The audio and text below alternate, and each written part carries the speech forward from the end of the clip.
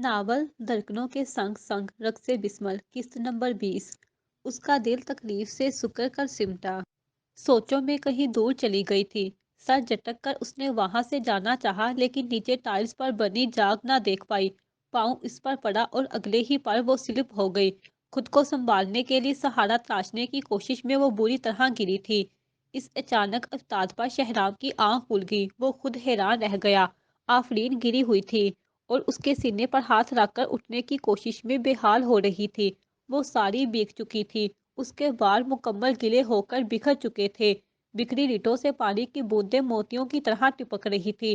कुछ बूंदें उसके चेहरे पर टिपक रही थी, जिसने उसे काफी दिलकश बना दिया था। मंजर इतना मुकम्मल था कि वो पलक तक नहीं झपक रहा था। दंग सा उसे जदोजहद करते देख रहा था। इसके इर्तिकाज़ पर वो पूरी तरह जीप गई। वो मम मैं स्लिप हो गई थी। आई एम सॉरी मम, मैं निकलती हूँ। उसने उठने की कोशिश की। मैं कैसे यकीन करूँ? शहराम ने मखमूर लहजे में सरगोशी की। आफरीन के पूरे जिस्म में करंट दौड़ने लगा। उसकी गरम गरम सांसों की तपश से उसका रवा रवा काम कर खड़ा हो गया। तुमने ये जानकर किया है ना, ताकि मैं राजी होकर जमीन तुम्हें दे दूं? गंभीर और भारी लहजे में कहता वो उसे बुरी तरह जिच कर चुका था। वो इस इल्ज़ाम पर साकित रह गई। उसकी खुद को छुड़ाने की कोशिश भी दम तोड़ चुकी थी। ये वो उसे क्या समझ रहा था? नन नन नहीं मम, मैं नहीं तुम्हारे झूठ पर यकीन करता अगर तुम्हें ना जानता होता। ये तुम ही थी जो मुझसे ये सब चाहती थी। तो अब तुम्हारी ख्वाहिश पूरी कर रहा हूँ, तो झिझक किस बात की है? ये कहकर जारहाना अंदाज में बोला। आफरीन की हालत बिल्कुल पतली हो चुकी थी, लेकिन वो अपने हवास खोना नहीं चाहती थी। इसलिए जिस कदर उसे हो सकता था एहतजाज में हाथ पांव मार रही थी। उसे जिस कदर सख्ती से हो सकता था मार रही थी। पहले उसके बाल नोचकर उसे दूर करना चाहा, फिर उस पर बेदरीग मुक्के बरसाए। लेकिन जिस कदर वो उसे मारती जा रही थी, इस कदर शहराम सोरी जुनून होता जा रहा था। आफरीन के लिए ये सब नाकाबिले यकीन था। वो समझ गई कि वो इस तरह आसानी से नहीं जा सकेगी। किस मुंह से वो वलीद का सामना कर पाएगी? ये सोच आते ही आफरीन ने मौका से फायदा उठाया, उसे धक्का देकर उठ खड़ी हुई। लेकिन वो टब से उतनी जल्दी नहीं निकल सकती थी। शहराम बदमाश आदमी, अगर तुमने इस तरह मेरे साथ जबरदस्ती की तो मैं अपना सर उस टब से टुकराकर खुद को मार दूंगी। सुना तुमने बेहुदा आदमी? वो चीख चीख कर बेबस हो रही थी। बड़े मारो, मैं भी देखता हूँ। फिर उसकी आंखों में मसनूई हमदर्दी के रंग उभरे। उसके बाद पता है क्या होगा? अंकल अजीम को कल फोन करके मैं यही बताऊंगा कि आपकी बेटी मुझे ले जाना चाह रही थी, लेकिन मैंने धत्कार दिया। इस पर मेरी धत्कार बर्दाश्त नहीं कर सकी और खुदकुशी कर ली। चाचा, वो मसनूई तासुब से बोला। बर्दाश्त की ज्यादती से आफरीन की आंखें सुर्ख हो चुकी थी। कैसा नाकाबिले नफरत शख्स था ये। वो वाकई उसके साथ कुछ भी नहीं चाहती थी, लेकिन वो उसे जाने क्यों नहीं दे रहा? आफरीन को जबरन रोककर उसे जिच करके उसे क्या मिल रहा है? शहराम की शख्सियत का ये कौन सा पहलू था जिससे वो पहले वाकिफ नहीं थी? इंतहाओं तक छूती नफरत में बेबसी में डल गई। उसके ब्राउन नैन कटोरे बेबसी से बरसने लगे। मम, मुझे तुमसे शदीद नफरत है शहराम, शदीद नफरत। ढूंढती हुई आवाज में कहती वो दोनों हाथों से बनाड़ के उसे मारने लगी। शहराम बस चुपचाप मार खाने लगा। आफरीन नहीं जानती थी कि मुकाबल इस वक्त कौन से एहसासात से दो चार था। शहराम को वो इस वक्त एक छोटी सी बच्ची की तरह लगी थी, जो अपनी भड़ास अपने शोहर पर निकालती है। शहराम माजी के एहसासात में जकड़ चुका था। बे इख्तियार उसे डांटा। अब बस करो, बहुत हो गया। उसने उसके दोनों हाथ अपने दोनों मजबूत गिरफ्त में लेकर उसे रोका।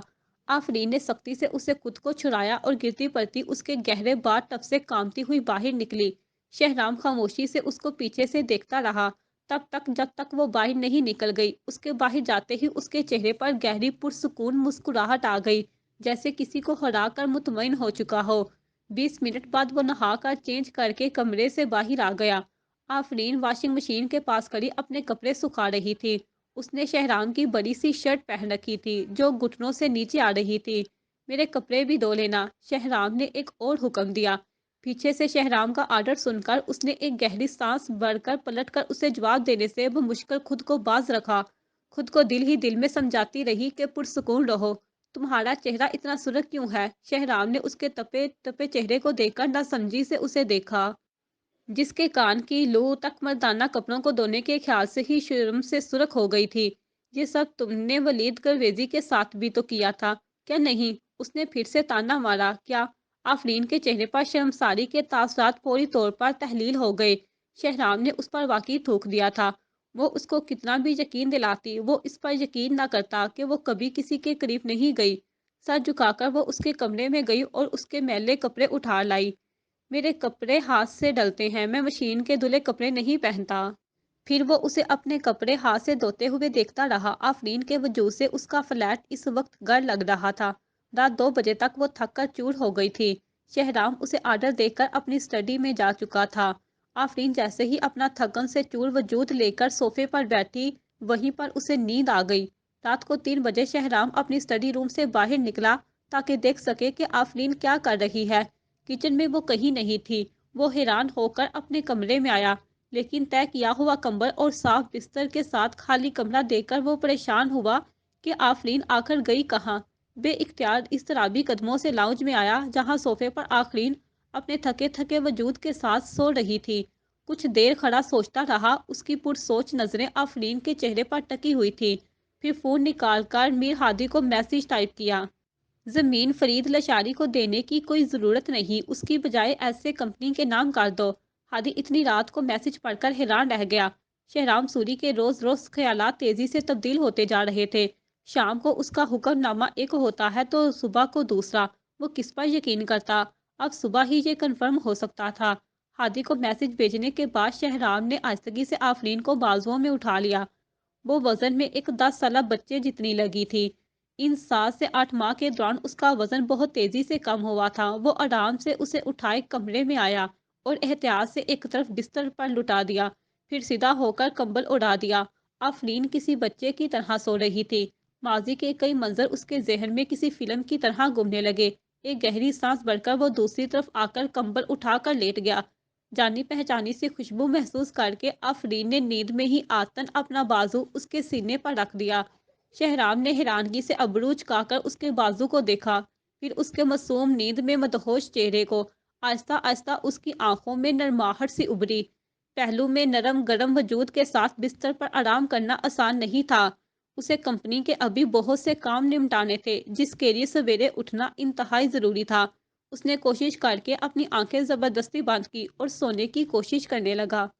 6 बजे के अलार्म से झटके से उसकी आंख खुल गई। उसने हाथ बढ़ाकर आफरीन का गाल थपथपा कर जगाया। आफरीन करंट खाकर उठ गई थी, हालांकि उसकी आंखें अब भी नींद पूरी न होने की वजह से सुर्ख होकर जल रही थी। उसने चौंक कर खिड़की से बाहर देखा, जहां अभी पू फूट रही थी। मतलब अभी दिन निकलने में घंटा था। शहराम उसके सुस्त सुस्त वजूद को देखकर मबम सा मुस्कुराया। मैं कंपनी जा रहा हूँ, तुम अभी 2 घंटे आराम करो, शुहराना अंदाज में कहकर वो मुड़ा और कबर्ड से कपड़े निकालकर वॉशरूम में घुस गया। थोड़ी देर बाद ही वो बाहर आया था। आफरीन फिर से गहरी नींद सो रही थी। उसने एक गहरी सांस भरी और सर झटक कर तैयार होने लगा। तैयार होकर वो एहतियात से दरवाज़ा बंद करके बाहर निकल गया। आफरीन की आंख दोबारा 7:30 बजे खुली थी। उसे अच्छी तरह याद था कि वो 2 बजे के करीब लाउंज के सोफे पर ही सो गई थी। फिर शहराम के बेडरूम में कैसे आ गई? क्या वो नींद में खुद चलकर आई थी? उसे कुछ भी याद नहीं था। उसे बस शहराम का उठाना याद था। वो इतना वक्त कैसे सो गई? साथ ही उसे सारी रात घर से बाहर रहने पर बाप की परेशानी याद आई। वो जल्दी से उठ गई। उसे घर जल्द अज जल्द पहुंचना था। तकरीबन 8 बजे के करीब आफरीन जमाई रोकती घर पहुंची। अंदर दाखिल होते ही उसका सामना डाइनिंग टेबल पर बैठे बाप और साथ बैठी तानिया लाशारी से हुआ, जो उसे अंदर आता देखकर अजीब नजरों से घूर रही थी। उसके होंठ मानी खेजी से सुकरे थे। डैड, खुद देख ले, मैंने आपको क्या कहा था कि आफरीन सारी रात घर पर मौजूद नहीं थी। पूछे इसे कि ये सारी रात कहाँ और किसके साथ गुजार कर आई है। ये शरीफ लोगों का घर है डैड, और ये लड़की हमारी इज्जत मिट्टी में मिला रही है। अगर किसी को पता लगा तो बताएं, क्या इज्जत रह जाएगी हमारी? अजीम लशारी खुद भी पुरसोच नजरों से बेटी को देख रहे थे, लेकिन उनकी आंखों में शक नहीं, फिक्र और परेशानी थी।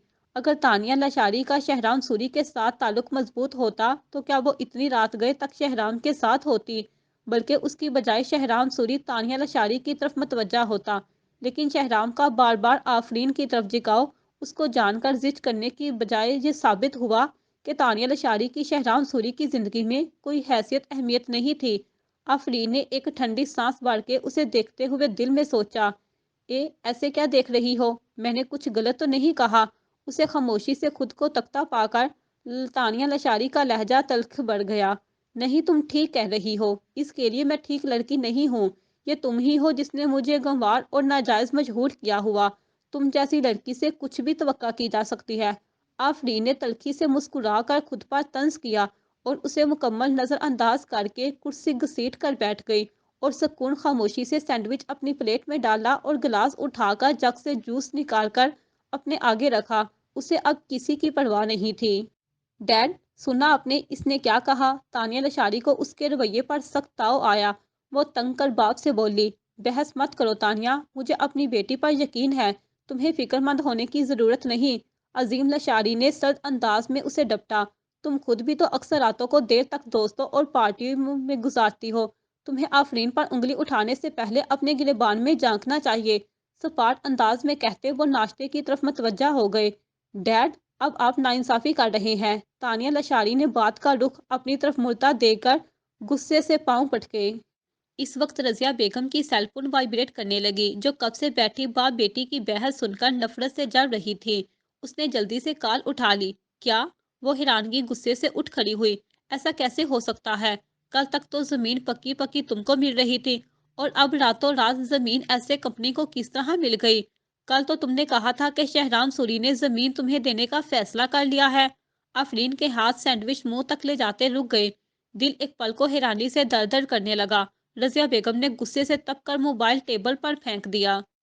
आफरीन यजदानी, तुमने पीठ पीछे कौन सा खेल खेला है?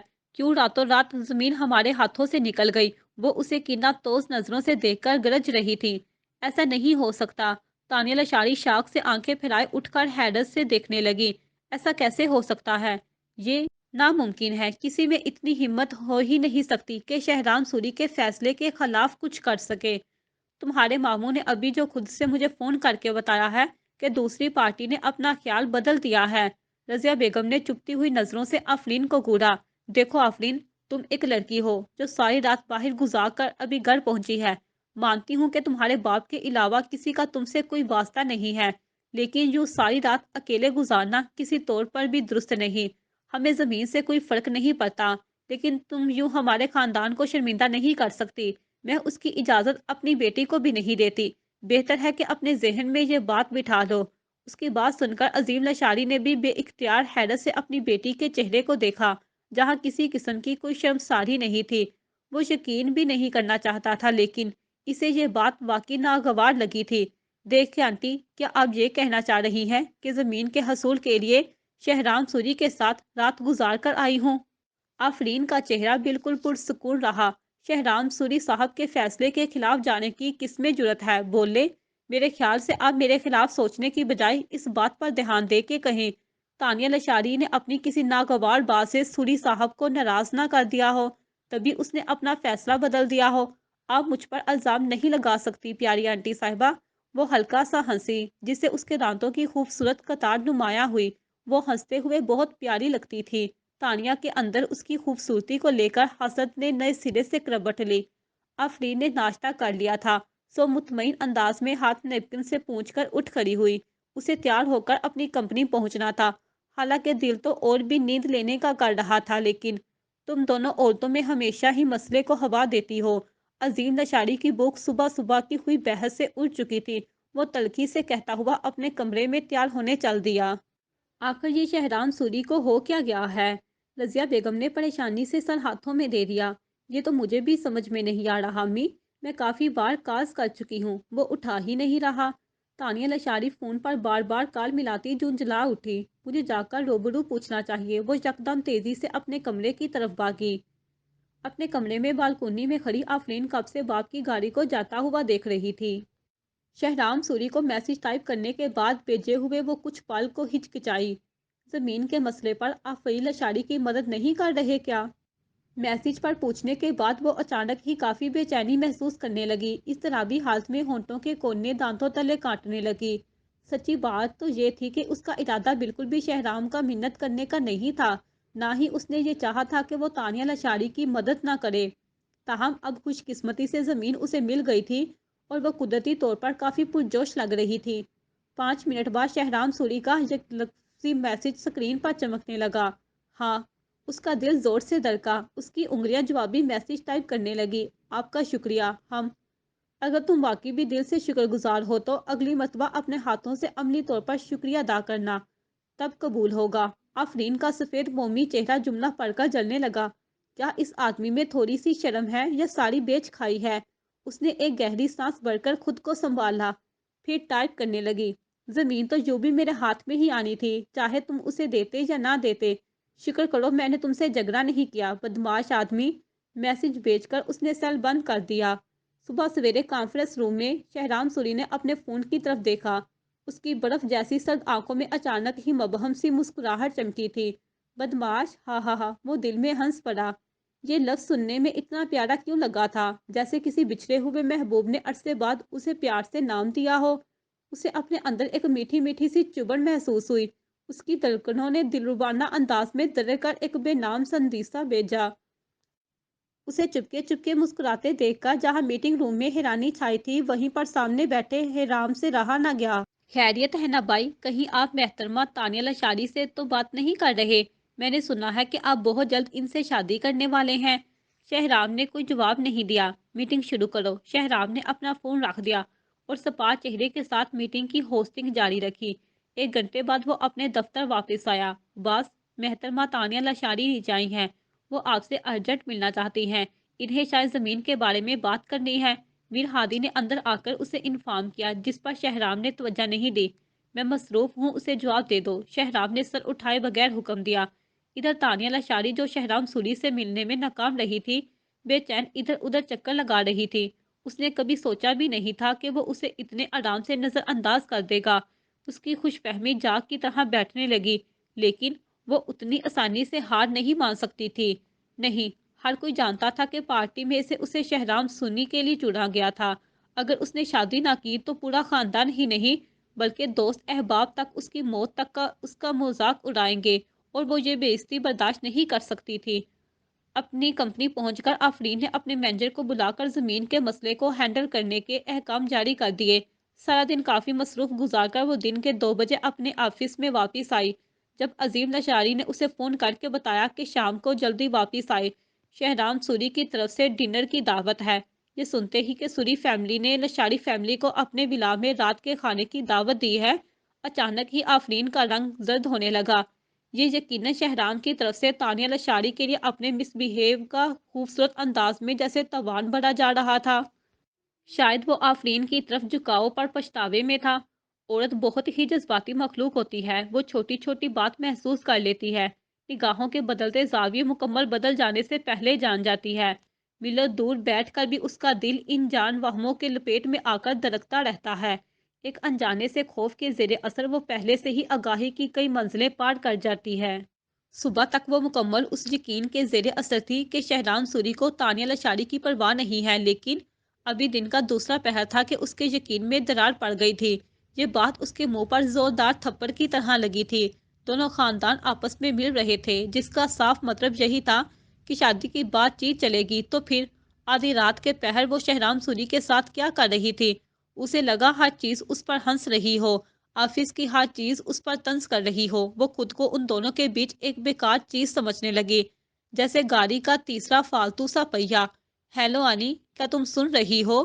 عظیم لاشاری نے جب مسلسل اس کی طرف سے جواب نہ پایا تو پریشان ہو کر پوچھ بیٹھے۔ سوری ڈیڈ، میں نہیں جا سکتی، میرا وہاں کیا کام؟ وہ ہچکچائی۔ میری حیثیت اس قابل نہیں ہے، اس قدر عزت دار خاندان بالکل بھی نہیں چاہے گا کہ میں ان کی دعوت میں آؤں۔ سوری ڈیڈ، میں آگے کسی کے لیے کوئی مسئلہ نہیں بننا چاہتی۔ مدھم آواز میں اس نے انکار کر دیا۔ بیٹا، ان لوگوں کو پہلے سے ہی معلوم ہے کہ تم میری بیٹی ہو، ان لوگوں نے سارے گھر کو دعوت دی ہے، اگر تم نہیں چلو گی تو ان کو برا لگے گا۔ عظیم لاشاری نے افسردگی سے ایک گہری سانس بھری، ان کی یہ بیٹی رشتوں کو لے کر بہت زیادہ حساس تھی۔ صرف میرے لیے چلو بیٹا، اس بہانے ان کے سرکل میں تمہارا تعارف میری بیٹی کی حیثیت سے ہو جائے گا۔ بڑی بات یہ کہ اماں بھی باقی لوگوں سے بہت مختلف اور ملنسار طبیعت کی ہیں۔ وہ بڑے مان سے اسے سمجھا رہے تھے، جس پر آفرین خاموش رہ گئی۔ وہ مشکل مسکرا کر سر ہلایا۔ وہ بڑے مان سے اسے سمجھا رہے تھے، ٹھیک ہے ڈیڈ، لیکن حامی بھرتے ہوئے اسے اپنے الفاظ ہی اجنبی سے لگے۔ وہ اچھی طرح جانتی تھی کہ صرف اس کے ڈیڈ کی خواہش ہے کہ آفرین کا تعلق ان کی بیٹی کی حیثیت سے ہو، باقی تانیہ لشاری اور اس کی ماں قطعاً ایسا نہیں چاہتی۔ شام کو وہ جان بوجھ کر دیر سے گھر پہنچی، لیکن لاؤنج میں قدم رکھتے ہی حیران ہوئی کہ یہ لوگ ابھی تک نہیں گئے تھے۔ رضیہ بیگم ساڑی کا پلو کندھے پر جماتی ہوئی سیڑھیاں اترتی نظر آئی۔ اس پر نظر پڑتے ہی ان کی آنکھوں میں ناگواری کی لہر ابھر کر معدوم ہوئی، لیکن آفرین کی زیرک نگاہ سے مخفی نہیں رہی تھی۔ میں نے تمہارے کپڑے بیڈ پر رکھ دیے ہیں، جا کر تیار ہو جاؤ، ہمیں بس ابھی نکلنا ہے، وقت کم ہے، جاؤ۔ اسے حکمیہ انداز میں کہتی وہ نیچے اتر کر عظیم لشاری کے روم میں چلی گئی۔ آفرین نے نہ سمجھی سے ابرو اچکائے، میرے لیے کپڑے؟ وہ رضیہ بیگم سے بالکل بھی یہ توقع نہیں رکھتی تھی کہ وہ اس کے لیے نئے کپڑے لاتی۔ ان کے مراسم اتنے بھی اچھے نہیں تھے کہ وہ اپنی رحم دلی آفرین پر ضائع کرتی۔ اگر اس رحم دلی کے پیچھے کوئی مقصد تھا تو آفرین کو ابھی سمجھ میں نہیں آ رہا تھا۔ وہ یہ سب سوچتی ہوئی کمرے میں آئی، جہاں پہلی نظر ہی سامنے بیڈ پہ رکھے ڈریس پر پڑی۔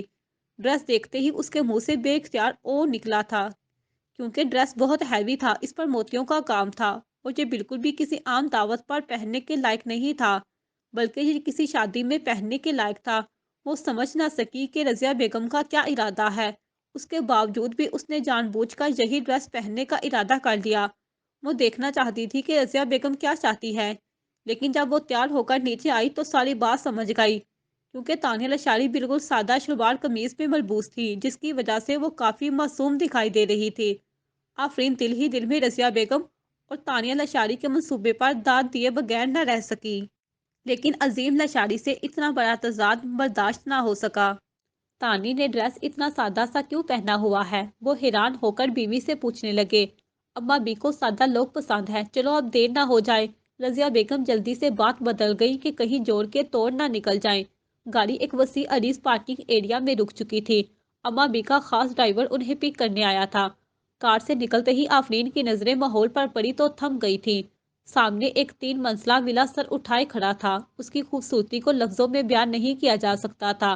سفید رنگ کے پینٹ سے آراستہ لکڑی کی بڑی بڑی کھڑکیاں جو اس وقت کھلی ہوئی تھی، دل فریب منظر پیش کر رہی تھی۔ اس سے جھانکتے ہوئے جالی نما پردے نظر آ رہے تھے۔ ایک طرف بڑی سی دیوار گیر شیشے کی ونڈو تھی، اس کے سائڈ پر گنا باغ تھا۔ اس باغ میں اندر جاؤ تو ایک طرف آبنوسی لکڑی کی چھتری سی بنی ہوئی تھی، جس کے بیچ میں ٹیبل تھی اور اطراف میں میچنگ کرسیاں۔ یقیناً یہ موسم سے لطف اندوز ہونے کے لیے کھانے کی ٹیبل تھی۔ باقی سرسبز پھولوں سے گفت و شنید کرتے ٹہلو تو اس کے بائیں طرف پتھروں سے مزین چبوتروں کی طرح سیڑھیاں تھی، جو آگے جا کر پچھلے باغ میں ختم ہوتی تھی، اور پچھلا باغ ہرے بڑے درختوں، مصنوعی آبشار اور مصنوعی سوئمنگ پول سے آباد تھا۔ یہ باغ کافی وسیع عریضی پر مشتمل تھا، جس کا اختتام پیچھے جا کر سڑک پر ختم ہوتا تھا۔ آفرین تو سامنے کا منظر دیکھ کر ہی خود بخود سی رہ گئی تھی۔ آفی بیٹا! عظیم لشاری کے پکارنے سے اسے حقیقت کی دنیا میں لا پٹکا۔ وہ چونک گئی اور سب آگے پیچھے چلتے اندر وسیع عریض ہال سے گزرتے ڈرائنگ روم آ گئے، جہاں سب افراد ان کے منتظر تھے۔ سب سے ملنے ملانے کے بعد عظیم لشاری گھر کے مردوں کے ساتھ ڈرائنگ روم میں الگ نشستوں کی طرف بڑھ گئے، جبکہ اماں بھی، اشرت سوری، تانیہ لشاری اور آفرین یزدانی نے الگ سے جگہ سنبھال لی۔ اشرت کی گہری نظریں مسلسل آفرین کے وجود کا اعتراف کر رہی تھی، چہرے پر عجیب سے تاثرات تھے، جس نے آفرین کو پزر کر دیا کہ کہیں اس میں کچھ عیب تو نہیں، یا سر پر سنگ ہیں۔ رضیہ، یہ تمہاری بڑی بیٹی ہے نا؟ یہ واقعی بہت خوبصورت لگ رہی ہے۔ ڈریس تو واقعی بہت مہنگا ہے، لیکن یہ اب آؤٹ آف فیشن ہو چکا ہے۔ اس کے بھاری زیور اور قیمتی ڈریس دیکھ کر مجھے لگا جیسے یہ کسی شادی کی تقریب میں جانے کے لیے تیار ہوئی ہے۔ اشرت سوری نے ہونٹ سکوڑ کر طنز کسا تھا، جس پر رضیہ بیگم نے مصنوعی دکھی آہ بھر کر آفرین کو ترہم سے دیکھا۔ در حقیقت آفرین نے اپنے ماموں کے گھر بہت قسم پرسی میں وقت گزارا ہے۔ بیچاری ایک ایک چیز کے لیے ترسی ہے۔ اس کے لیے میں اس کے لیے قیمتی سے قیمتی چیز خریدتی ہوں، تاکہ وہ احساس کمتری میں نہ مبتلا ہو جائے۔ لیکن تم اس کا کتنا خیال کرتی ہو نا؟ کچھ بھی ہو، یہ تمہاری سوتن کی بیٹی ہے، تم نے اسے پیدا نہیں کیا جو اس کی اتنی فکر کرتی ہو۔ اشرت سوری نے نخوت سے ناک سکوڑی۔ تانیہ اور شہرام کی آج یقیناً بات پکی ہو جائے گی۔ تمہیں تانیہ کو اچھے سے تیار کرنا چاہیے تھا، یہ نہیں کہ کسی دوسری عورت کی بیٹی پر دھیان دو۔ اشرت کے طنز میں لپیٹے جملے رضیہ بیگم کو دل ہی دل میں خوش کر رہے تھے کہ یہی تو وہ چاہتی تھی کہ آفرین کا پہلا امپریشن برا پڑ جائے۔ کوئی بات نہیں آنٹی، میں تو بچپن سے ہی کافی سارے نئے اور خوبصورت کپڑے پہن چکی ہوں، आफरीन, आपी ने कभी ऐसे कपड़े नहीं पहने, तो ये शौक पूरा कर लें। वैसे भी सादा लिबास पहनने से आपका वकार बुलंद होता है और आप काफ़ी कम उम्र भी रखते हैं, इसलिए मैंने सादगी को तरजीह दी है। तानिया लशारी ने मुस्कुराया। अब सब पर ये इमज पड़ चुका था कि आफरीन क्योंकि एक गंवार और बदू लड़की है जिसे पहनने ओढ़ने का कतन कोई सलीका नहीं है। ओ, मुझे तो मालूम ही नहीं था कि मेरे कपड़े ब्रांडेड हैं। असल में आज पहली मरतबा मैंने ऐसे कपड़े पहने हैं। आज से पहले मैंने वाकई ऐसे ब्रांडेड ड्रेसेस नहीं देखे। आपका शुक्रिया अशरत आंटी, आपकी वजह से मुझे ब्रांडेड कपड़े पहनना नसीब हुए। उनकी बातें सुनकर आफरीन जज़दानी मासूमियत से मुस्कुरा दी और बात खत्म करके गले पर लगे चमकीले मोतियों को एहतियात से चुबा और आंखें टिपटिपाकर ऐसे जाहिर करने लगी जैसे वो वाकई गांव की गंवार लड़की हो जो ऐसे महंगे कपड़े देखकर हैरान हो गई हो। वहां पर बैठे फैमिली मेंबर में से हर एक ने मानीखेज नजरों का तबादला किया। आफरीन के लफ्ज लफ्ज में कई मानी छुपे हुए थे। पहली बात ये कि आज से पहले आफरीन ने इस तरह का ब्रांडेड ड्रेस नहीं पहना। दूसरी बात कि आज इससे पहली बार कीमती ड्रेस पहनने के लिए कहा गया था। सूरी खानदान की सब खवातीन समझ गईं कि क्या हो रहा है। वहाँ पूरी फैमिली मौजूद थी। अम्मा बी की दोनों छोटी और बड़ी बहुएं इशरत और निजामिया, बड़ी बेटी अलीना जो शहराम की माँ थी और छोटी बेटी शहवार, वो सब जानती थी कि रजिया बेगम का अपनी इस तोली बेटी से सलूक बेहतर नहीं है। इन सब की नजरों के तबादले पर रजिया बेगम दांत किचकिचाकर धीमी आवाज में उसे टोका। आफी बेटा, क्या मतलब है तुम्हारा कि तुमने पहली बार कीमती ड्रेस पहना है? क्या उससे पहले मैंने तुम्हारे लिए कीमती से कीमती ड्रेस नहीं खरीदा? तुम्हारा वार्डरोब बड़ा हुआ है।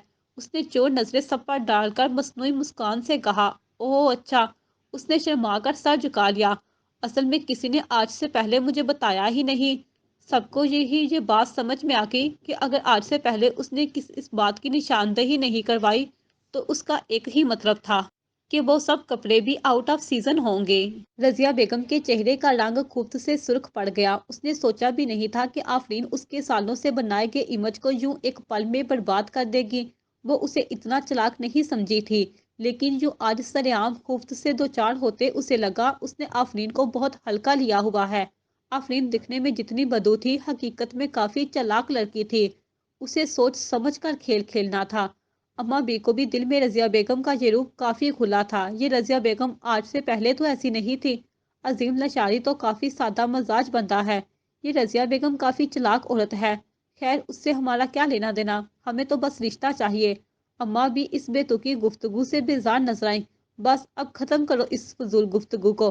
ब्रांडेड ब्रांडेड सुनकर सर दर्द कर रहा है मेरा तो। ए बहू, मैं बस शहराम की शादी का मसला हल करना चाहती हूँ।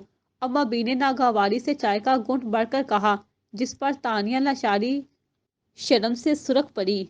ये तो हमारे लिए बड़े एजाज की बात है अम्मा बी। रजिया बेगम ने कानों तक बातें फैलाई। हाँ, और क्या, दुल्हा दुल्हन भी तो यही चाहते हैं। निजामिया भी हंस पड़ी। वैसे भी आज सब यहाँ मौजूद हैं, तो क्यों ना कुछ रस्में पूरी कर दी जाएं। क्या ख्याल है अम्मा बी? अशरत ने भी शरीर नजरों से तानिया को देखा, जबकि अलीना खामोश बैठी सबसे लाताल्लुक सी चाय के घूंट भरती रही। हाँ, मैं भी यही सोच रही हूँ, अम्मा बी ने नरमी से कहा। फिर अपनी जाती मुलाजमा को बुलाया। जाकर मेरे कमरे से वो बॉक्स उठाओ जो रात को मैंने तुम्हें हिफाजत से रखने को दिया था। हाजिर अम्मा बी। मुलाजमा ने मुस्कुराकर सर हिलाया और चली गई। आपका मतलब है वो सोने की जंजीर जो आपको खानदानी वर्से में मिली थी? उनकी बड़ी बहू अशरत ने हसरत से छुपाते हुए हैरत से पूछा। हाँ बहू, शहराम खानदान का वारस है तो असूली तौर पर उसकी बीवी को ही विरासत मिलेगी। अम्मा बी ने मुस्कुराकर दोनों बहुओं को देखा। आफरीन ने नजरें झुका ली कि कहीं उसकी मदम होती चमक न किसी को नजर आए। उसे उनसे कुछ लेना देना नहीं था, लेकिन पता नहीं क्यों दिल में ये बात सुनकर सिमट सा गया था। एक गहरा सुनाटा, खौफनाक सुनाटा दिल में हर तरफ छा गया था।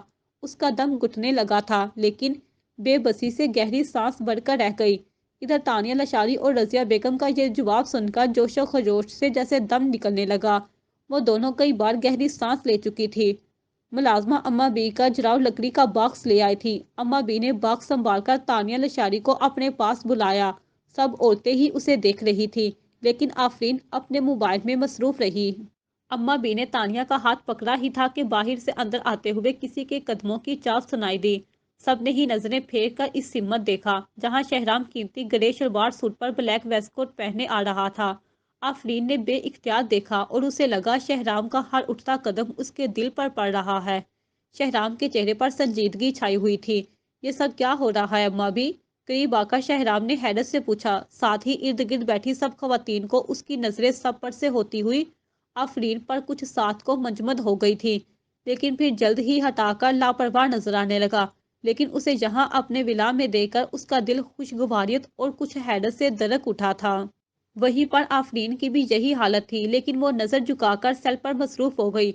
अम्मा भी तुम्हारी होने वाली बीवी को अपना खानदानी जेवर पहना रही है। अशरत ने मुस्कुराकर उसके हैरतजदा चेहरे को देखा, जिस पर अगले ही पल संजीदगी छा गई थी और अब्रू नागवारी में तन गई। वो लंबे कदम उठाता अम्मा बी के करीब गया और चेन उनके हाथ से लेकर बगौर देखने लगा। सब दम बखुद से उसकी हरकत देख रहे थे।